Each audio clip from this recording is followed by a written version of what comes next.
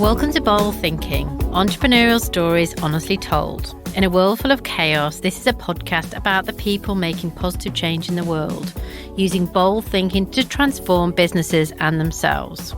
Boutet is a Montreal-based business strategist and executive advisor with over 25 years of hands-on operational marketing, merchandising and retail executive experience.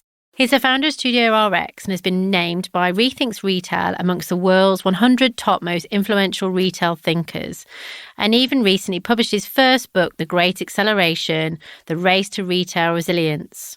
It explores the rapid changes to retail since the pandemic. And I've got to say, resilience is a topic close to my own heart. So I'm really excited to welcome Carl to Bold Thinking. Nice to meet you, Carl. How are you doing today? Great to hear you, Julia, and thank you for having me.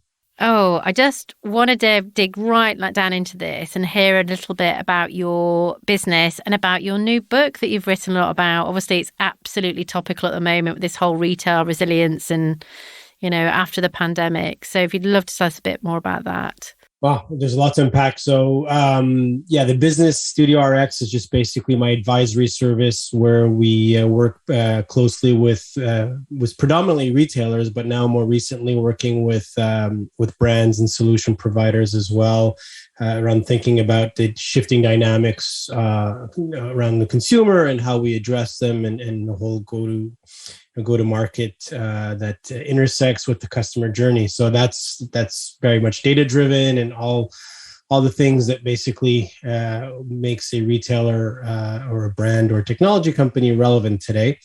The book is sort of an extension of all that because the book was actually a 5-year sort of off and on process that was instigated by a dinner I had, a reunion dinner I had with my business school, where I sat next to my favorite strategy professor. And at the end of the dinner, he said, "You got a book in you." And I was like, well, I have no idea what that means. It's the first time somebody uses those words with me, but I'll try to figure it out. And what I really latched onto early on was and this is what I've been talking about for the past decade mostly, is around how you remain relevant. And then, so I was developing some models around that, digging into some research and developing what I call the Retail Relevance Index, and then sort of was shifting more and more towards the role of sustainability and the broader definition of sustainability and how that was going to impact the relevance. And then lo and behold, January 2020, guess where I am? I'm in the middle of Asia. I chair the ASEAN Retail Conference. And then on my way back, decide that I want to swing through Shanghai, which is sort of ground zero of retail innovation. And I'm on a plane back to Canada on January 16th, literally days before, the news breaks about this, not a pandemic at that moment, but move forward a couple of months, and now we're all sort of thinking about what the impacts of this global health crisis is doing on the path to purchase. And the word acceleration keeps coming up. And I'm actually hosting this time a dear friend of mine's own book launch. And we're having a brilliant conversation around acceleration with Seth Godin, who you might be familiar with, and Scott Galloway, who is a very well-known sort of prognosticator, a marketing professor and entrepreneur himself in the US. And that's where I sort of came up with this suggestion. I was thinking about how we could reflect back on this period of history, as we have had the Great Depression, we've had the Great Recession. Could we look to, at least under a more positive light, this period of time as the Great Acceleration, because it was the word and still is. I mean, it's hard to find a business article written where we don't at least depict some form of rapid adoption, rapid change. So that's what created the book. And then the notion of the race to resilience, which I'm sure we can further unpack, is really then this idea that we have to move very quickly to a 50-50 physical digital world that will build the organizational resilience, or help build organizational resilience, which is a lot less about technology and a lot more about company culture.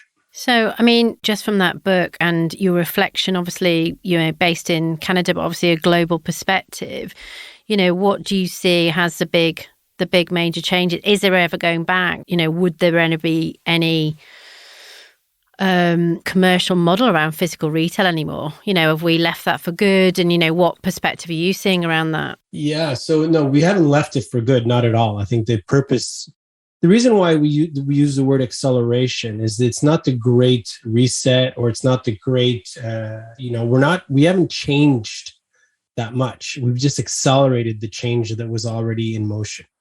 So a lot of this that we've lived through, and obviously it's been depending on what sector you are. If you're in air travel, then this has been a little more drastic on you. But there are the market dynamics will be a bit different what a return looks like. But for physical retail, we've been prognosticating for some time that we were heading to this 50-50 world, which hopefully my hope is that once we get to this sort of parity, that we're going to stop talking about the differences and just focus on what makes each one better with the other. So the idea is definitely not moving away from physical retail. If anything, it's an increased emphasis on the value it creates. Now, does that mean there has to be a reallocation of the footprints? Do we always need such large format stores? Possibly, depends how we decide to use them and the purpose they're going to serve.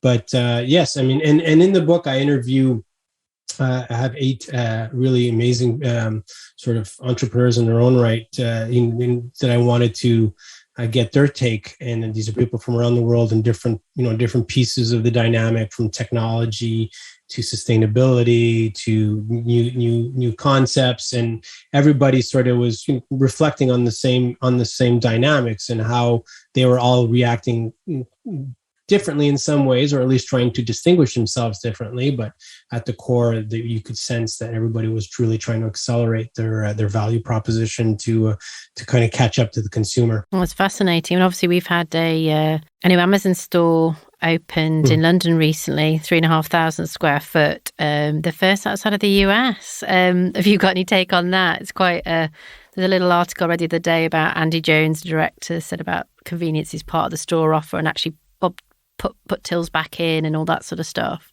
Absolutely. Yeah. And I think that's a 4-star that just opened this week in the UK. And it's an interesting format. I don't know. I mean, one thing, I do spend probably too much time studying Amazon, and there was a big documentary here in Canada that just came out last week that I contributed to, that we were really sort of unpacking all the pros and cons of dealing with Amazon and the larger societal impacts. But putting that aside for a second and focusing on what they're doing with 4-star or Amazon Fresh or all the other sort of concepts, Amazon Go, that they're juggling around. I mean, it is obviously quite indicative that physical retail is not dead, because they recognize that it's sort of a blind spot for them.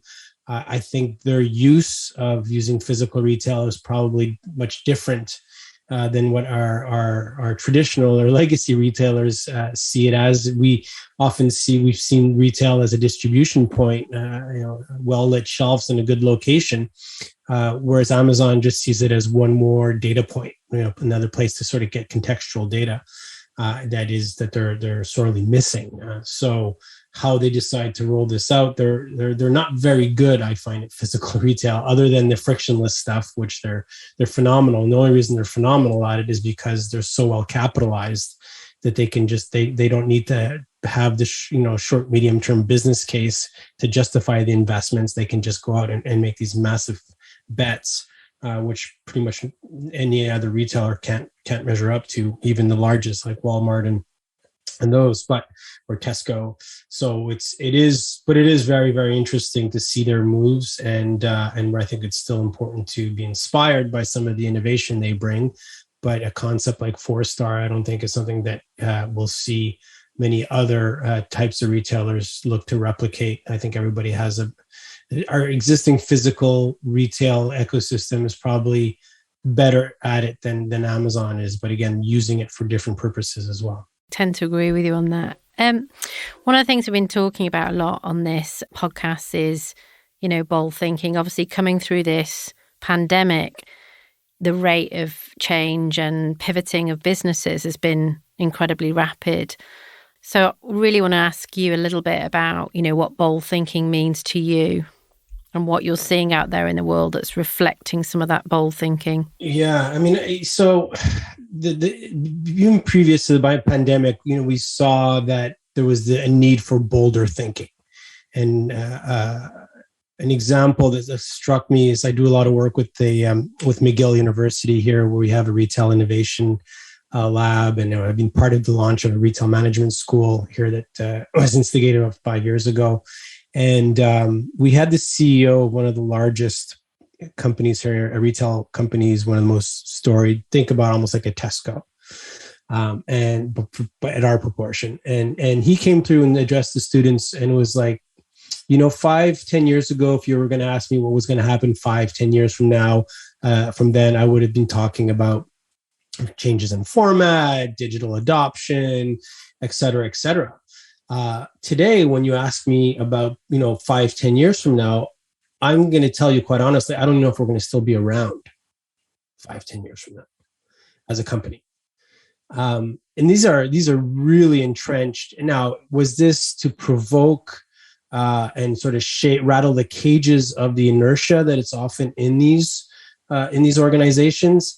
And has the pandemic sort of created this perfect opportunity to create this much needed sense of crisis, quite honestly, that was needed by organizations to sort of get out of these perpetual loops that have held them back of just trying to keep on doing things, the same or with small incremental change, and the change that, that the highest level, the executives have probably wanted to do, but just it's very hard to move the entire, especially the larger ships, in new directions.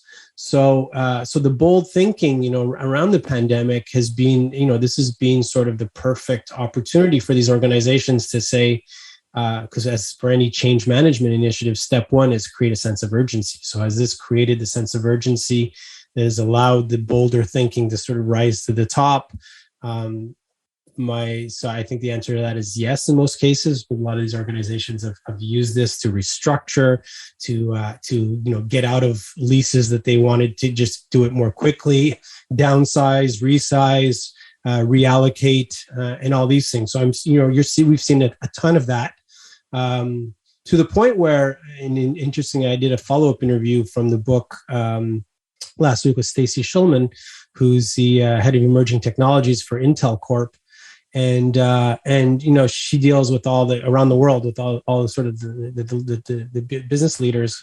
It has a very unique perspective on the way things are shifting. And there is some concern around fatigue, and that this, too much bold thinking is sort of caught up to some organizations, and now there's some reflection going on. So it's interesting to see what the sort of the counterbalances were. And I don't know about you, Julia, but this summer, you kind of felt it. People were like, needed the time off. I saw, a lot versus a year ago, obviously, when nobody took any time off because they were just, everybody was, especially the senior management teams were under so much pressure to rapidly adjust and react that there was no reprieve. Whereas now this past summer, I think I've never seen people take so many like 2, 3, 4 week holidays before, but it was really needed because the bold thinking was as well was needed, but was the organization resilience. And I think that's sort of the next step is how the postmortems around this is we're not done with having these large shock waves come through. They could be physical, they could be digital. With any good example just a couple of days ago, or what is a world without Facebook, Instagram, and WhatsApp for half a day? So all these sort of things that are happening increasing frequency. They can be weather related, they can be digital, they can be technology related, they can be health related. Organizations are going to have to really look back and see and improve around the bold thinking, saying, okay, now we need to put the filters up and really understand what type of bold thinking and how do we filter the right actions that are and have the courage to take those actions that are based sort of on these we can call them filters of resilience. What we can do that are going to make us more adaptable, and all the other buzzwords that we've had with agility and all that stuff. But it's true. That's sort of the core, going to increasingly be the core muscle of organizations going forward is how do we rapidly adapt? And that requires a lot of bold thinking. Well, it's interesting. I was reading an article about 4 or 5 months ago about 40% of the global workforce sort of reconsidering, rethinking their roles in their organizations. And actually I had a little look yesterday and it got up to 47. Yeah. So I think that's probably a reflection of that fatigue. And I think you're right. I think the bold thinking is absolutely needed to pivot business. But there's probably an element of, if businesses are saying in 5 to 10 years we might not be around, it's operating in actually a bit of a fear mode, because then people think, oh, I'm only, 35 or 45 or whatever age at that, and I might not have a job. And it operates in a fear, and it's hard to function at that level repeatedly without a sense of sort of fatigue. And I know one of the things we spoke about a couple of weeks ago, Carl, was around what's been your boldest idea and how did you make it happen? And we started talking about the social entrepreneurial business that you've been helping and working with, which we absolutely found fascinating. Could you tell us a little bit about that? Yeah, so I mean, this acceleration in the past 18 months is I guess there's sort of two ways you could tackle it. You can one way was sort of sit back and just kind of try to hope the wave passes and catch back up later, or see this as an opportunity to engage in a bunch of new opportunities or create new opportunities. And one that came my way, which was tied to that infamous visit to Asia in January 2020, was I got connected with a group of young business school graduates that were out of a university in Bangkok, where I actually teach now as well, marketing at the MBA level, which also came from all this acceleration. But and working with this group of young graduates who were coming out of business school at a time where there was, everything was shutting down. And these graduates, although they studied in Bangkok, they were based out of Kathmandu. And one in particular that was sort of, really engaged in looking for opportunities to learn. So I proposed to him to build a team out there that would help, would support local businesses. They didn't have much working experience, but they sure had a lot of good academic, business school experience that they could share with these small businesses, with these non-profits in Kathmandu or in Nepal, that were having to make their own pivots around adjusting to the pandemic. And so we've been doing a lot of work there for the past 18 months, helping. The team there is on the day-to-day, and I've sort of instigated and supporting them and allocating some resources to help them make them successful. But for instance, one project they've been working on is a local transportation system that's actually was one of the first in the world to be all electric, which are these little tempo buses, they call them, and helping and that are mostly owned by women in in underprivileged circumstances, that have these buses and that use them to basically ferry people around. And now they need sort of a repositioning, and so we've been helping them, the group we started, been helping them do that. That's just one example. There's probably a dozen others like that out of Nepal, which again 18 months ago wasn't even on my radar, and now through these different opportunities that have been seized, and the openness as well that we've seen over the last 18 months for people to try new things and have these bold ideas. It's really been for me an amazing instigator of some really rewarding or personally rewarding opportunities, not financially, but knowing that we can touch somebody in Montreal, can support a team of young and ambitious and talented people in Kathmandu, and trying to make a difference. So that was a highlight so far of what's occurred throughout this pandemic. So, just talking about brands today, what do you think people want or need from brands today? What are people looking for from them? Yeah, well, so there's two frameworks in the book that kind of coincide into that. And one is the Retail Relevance Index, which is really a brand, could be a brand relevance index. And how do you differentiate and be seen as a true value add? And so, there's sort of the traditional ones, which can be seen around price or simply around convenience. So we just talked about Amazon. I think good examples of that are Tesco. And then there's the brands that really want to differentiate by creating truly delightful experiences where people go out of their way to meet these brands where, in specific places or opportunities because the brand is doing such a great job. And the fourth one, which I think is more and more interesting, is what are the actual values of the brand? What does the brand believe in beyond just the commercial and transactional that sort of creates new margin? And the poster children for those types, obviously, like Patagonia or your small indie businesses that are very close to the community.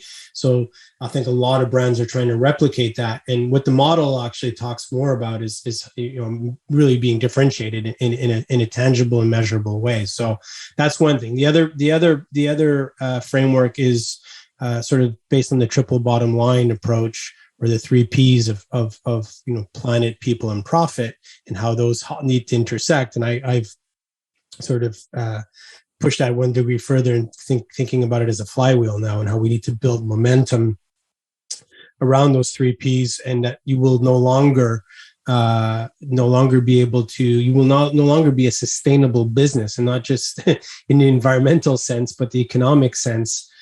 Going forward, and if you don't take into consideration more and more these three Ps, or at the very least, there will be some strong offsets or government regulations or financial incentives or penalties for not bringing that back more and more to the core of the value proposition, where we see, first of all, planet, second of all, people. And when I say people, I'm not just talking about the people that work for you or your customers, but also your supply chain, the whole really truly the society or societal impacts of what you're doing.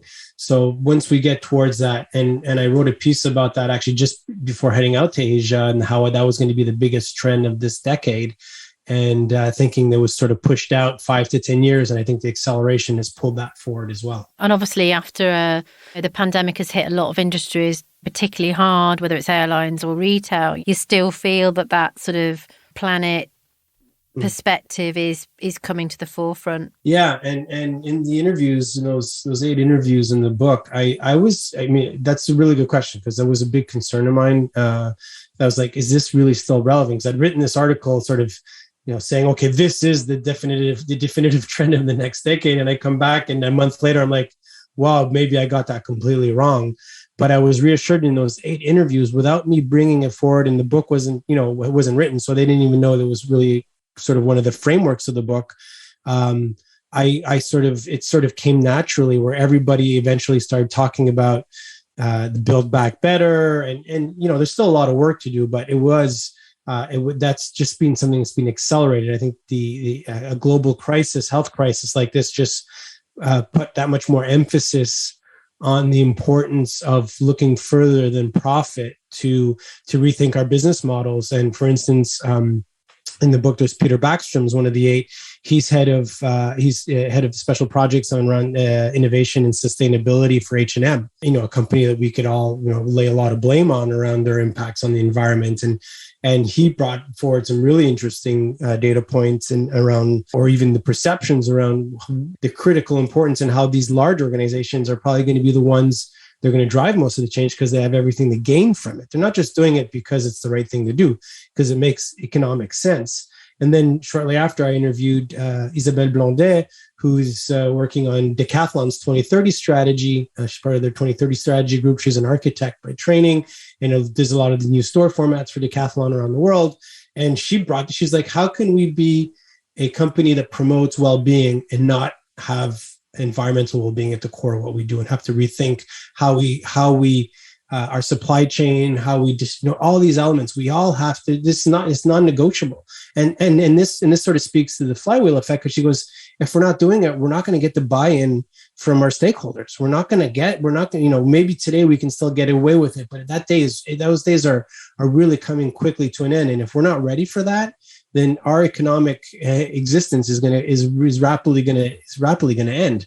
So it was really, I guess, enlightening and encouraging to see these leaders all sort of at some level or another talk about the importance. Hussein Raouf, who was sort of the strategist behind the Dubai Mall and involved with a bunch of large commercial development projects in the Middle East. Same things. Like, we can't build a new project without really, and lead is no longer good enough. Like, we need to really be pushing even further and really understanding the impacts of each one of our decisions on how the environment is going to be. So when you got people from the Middle East, from France, from Sweden, from North America, everybody's sort of coming together around, rallying around that. And obviously people's first reaction can be, okay, it's just greenwashing. They're just playing putting the PR spin on it. But I mean, I feel I got from this and these people, I mean, these are not middle level people. These are people that are in positions to make big decisions and big, bold decisions, to the theme of your podcast. And they're definitely going down that road. And once again, it's not just because it's the right thing to do ethically. So I think they're seeing the business case building around it as well. And I think we spoke about this with Patagonia doing the boycotting Black Friday and sending all their staff out to the beach and various things like that, and then ended up having their, I think, most record online day, didn't they, because of it? Because everyone was like, amazing, we're going to support you anyway because of it. Absolutely. Yeah. And that's why I said earlier, sort of the poster child of all this. Patagonia is often seen as leading the way and inspiring a lot. We have a company here in Canada called Cotton that has some similar values and much more societal and global in some ways, and very much inspired by the Patagonia model, and they're doing really, really well. There's this consciousness that really comes from the brands with a consciousness. If you and I, Julia, decided tomorrow morning we're going to start a business around somewhere in the high street in London, could you imagine us starting a business today that doesn't have some sort of, broader picture narrative where we sort of are embracing this? Do you think we could start a business tomorrow that would survive if it was promoting throwaway plastic or unsustainable supply chain practices? I mean, obviously those businesses are still around today, but they just, they're so legacy, they have so much behind them that they can still sort of make it that way and are trying to slowly adjust. But they're facing the music guys, as I was saying, around, they recognize that there needs to change, and you see that you get daily reminders around that. But take it from the filter of starting a business in 2021 and thinking about it in that way and under that lens, and say, is there a way in 2021 that I would even be able to get out of the gate if this wasn't core to my value proposition? The answer is no. No way at all. And I think back to your earlier point, I think people fatigue, making sure that culture part is an integral part of the model would be paramount as well. Obviously, we've been through this tough time over the last sort of year and a half, and some places in the world are still very much going through it. How optimistic are you about the future? Yeah, well, I think you bring up a big important point. Some places in the world are still going through this, and they will be for some time. And that is, that's something that hopefully, us, the more privileged countries are going to really be putting a lot of energy on. And my contact with Southeast Asia and teaching there, I mean, they're still very much struggling with this, and will be for some time. So that makes me a little less optimistic about the short term. But I think this reset in the conversations, I think it's very important we keep reminding our business leaders of these commitments they've been making over the last 18 months, because they've recognized, and our business and government leaders are recognizing how this is all interconnected. And that makes me more optimistic, because I don't think we're going to be able to get away from that. I don't think there's a scenario where we go back to business as usual in that way. I think there are certain previous behaviors that will settle back towards not exactly the way they were before, and you could sort of mirror that off of office occupancy or business travel, or some of these sort of behaviors that we can think about, at least medium term, are not going to go back to exactly the way we were before, and probably not long term either. I think there's some shifts that are here to stay that I would hope to think are positive. So that will leave me thinking more optimistically. But the only concern I have, if this hasn't rattled us enough into taking these new bold directions that we need to take, then I don't know what will. So what do you think it's going to take for a brand to thrive then? Bankruptcy. So literally that bottom, line, if we don't change, we are literally going to die, isn't it? Exactly. Because and this is where the government comes into play. So if you're not making the right decisions around your environmental impact, then there's going to be regulations that are going to start showing up that are going to be so penalizing for you that your financial incentive to do the right thing is going to have to outweigh. And I know it's very complicated, and that takes some very bold political thinking and courage to do that. And we're seeing some parts of the world that are, slowly getting towards that. But I think that's one way. But on the other end too, I think the consumers are going to have to be more and more sensitive. And I have a lot of faith. I have young children, I have teenage children, and seeing where their values lie and what they consider important to them. I hope that's going to, just keep on being amplified, where are the leaders that we elect, the business leaders that we put forward, recognize all this and make this again core to their value proposition, not just because it's the right thing to do, it's because it's going to make just good business sense. Yeah, I had a podcast this morning with the Design Council. One of their key core things, taking it into the design and creative community, is actually around the sort of the impact on the planet of design, and how as creative strategists in this industry, how we can make big difference to really help brands and businesses sort of moving forward. So I think you're absolutely right that, and I think that's a hard to hear. That's a hard to hear, the word bankruptcy, isn't it? But I think the stakes are that high now, aren't they?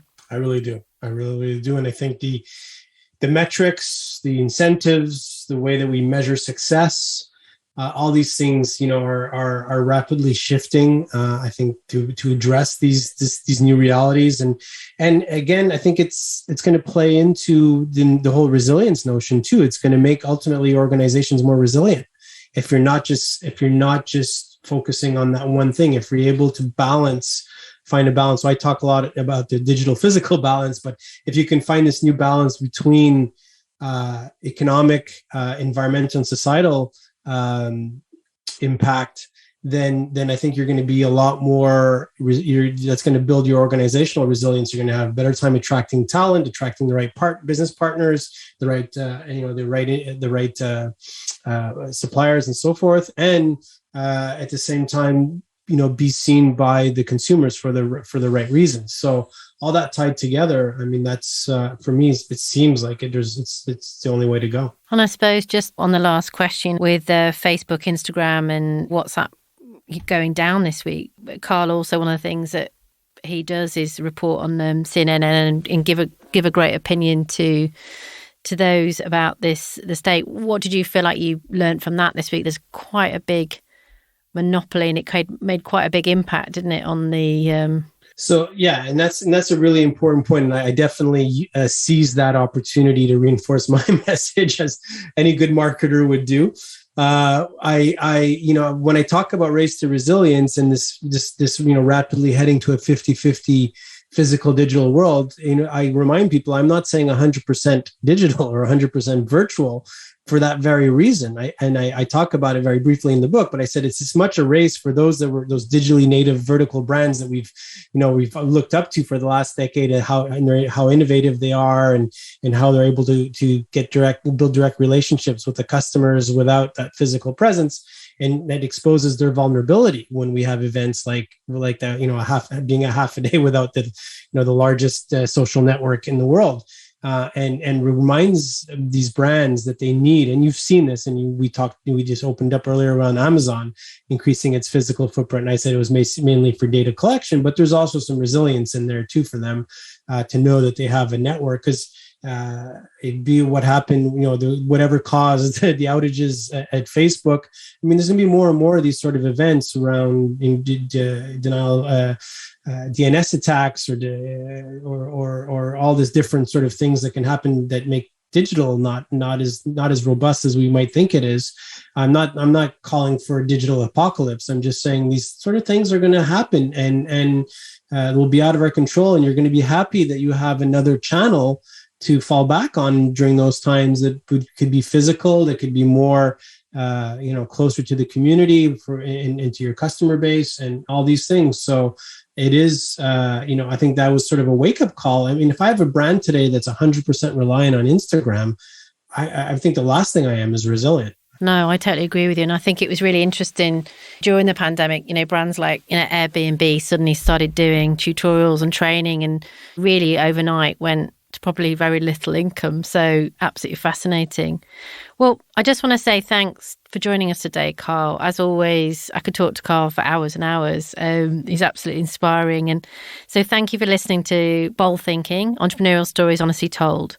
If this episode has got you thinking, share your comments on LinkedIn, Twitter or Instagram, or you can contact us at The Honest Brand.